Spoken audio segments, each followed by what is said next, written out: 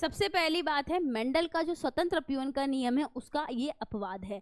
सहलग्नता क्या बोलती है? सहलग्नता बोलती है कि जब एक ही गुणसूत्र पर बहुत सारे जीन उपस्थित है या फिर जब एक ही गुणसूत्र पर दो या दो से अधिक जीन उपस्थित है तो ये एक साथ अगली पीढ़ी में जाएंगे, यही आपकी सहलग्नता होगी। अगर जीन के बीच में दूरी कम है तो सहलग्नता ज्यादा होगी। अगर मतलब जीन जितने ज्यादा पास पास में होंगे ना, उनकी टेंडेंसी उतनी है कि वो साथ में ही अगली पीढ़ी में जाएंगे, है ना। और अगर दूरी बढ़ जाएगी तो थोड़े बहुत चांसेस कम हो जाएंगे कि वो साथ में अगली पीढ़ी में जाए, ठीक है। तो बट मोस्टली आपको याद रखना है कि जीन के मध्य दूरी जितनी कम होगी सहलग्नता उतनी अधिक होगी। सहलग्नता पर बैट्सन एंड पुनेट ने कार्य किया और स्वीट पी के अंदर सहलग्नता बताने के लिए उन्होंने उस पर काम किया, और परंतु वो एक्सपेरिमेंट प्रूफ नहीं कर पाए।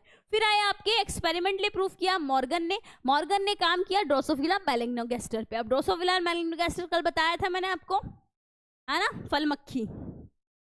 फिर आया chromosomal theory of linkage. Chromosomal theory of linkage क्या बोलती है कि सहलग्न जीन को अलग किया जा सकता है। सहलग्न जीन को कैसे अलग किया जा सकता है? जीन विनिमय के द्वारा अलग किया जा सकता है। जीन विनिमय क्या होता है? गुणसूत्रीय खंडों के मध्य आदान प्रदान होता है। लाइक जैसे कि आप देखो कि इस गुणसूत्र पर ये 3 जीन उपस्थित थे, इस पे ये 3 जीन उपस्थित थे, बट जब इन खंडों के मध्य आदान प्रदान हुआ तो यहाँ पर जीनों का भी आदान प्रदान हो गया। पहले क्या कंडीशन थी कि ये तीनों व्हाइट वाले जीन अगली पीढ़ी में एक साथ जाएंगे, बट अब उल्टा हो गया, 2 व्हाइट वाला और 1 पिंक वाला साथ में जाएगा, है ना। तो ये जीन विनिमय होता है। तो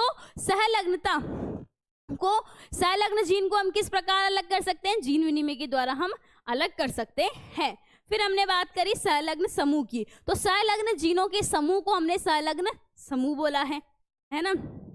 वही क्या बोलते हैं कि लिंकेज ग्रुप कितने होते हैं? हिप्लॉइड नंबर ऑफ क्रोमोसोम। अगर किसी जीव में जितना उसका हिप्लॉइड नंबर ऑफ क्रोमोसोम है वही उसका लिंकेज ग्रुप का नंबर है। जस्ट लाइक हम बात करते हैं मटर के अंदर, तो मटर के अंदर डिप्लॉइड नंबर ऑफ क्रोमोसोम 14 है, हिप्लॉइड नंबर ऑफ क्रोमोसोम 7 है, तो इसमें लिंकेज ग्रुप 7 हो गया। ड्रोसोफिला में लिंकेज ग्रुप 4 हो गया, फीमेल में लिंकेज ग्रुप हो गया 23, बट मेल में लिंकेज ग्रुप 24 होता है क्योंकि इसका हाफ हो गया 22, इसका 1 और 1 जोड़ के ये होगा। फिर हमने बात करी सहलग्नता के प्रकार की। 2 प्रकार की सहलग्नता होती है, पूर्ण सहलग्नता और अपूर्ण सहलग्नता। पूर्ण सहलग्नता जीन गुणसूत्र पर बहुत पास पास में उपस्थित होते हैं। जिस गुणसूत्र पर जीन बहुत पास पास में उपस्थित होते हैं और वहां पर क्रॉसिंग ओवर नहीं है तो वहां पर पूर्ण सहलग्नता प्रदर्शित होगी। वहीं अगर जीन गुणसूत्र पे दूर दूर उपस्थित है, सहलग्नता होगी, तो वहां पर अपूर्ण सहलग्नता होगी, मतलब जीन साथ में ही जाने की टेंडेंसी उनकी कम हो जाएगी। अब बताओ, अब अपन को एक्सपेरिमेंट करना है।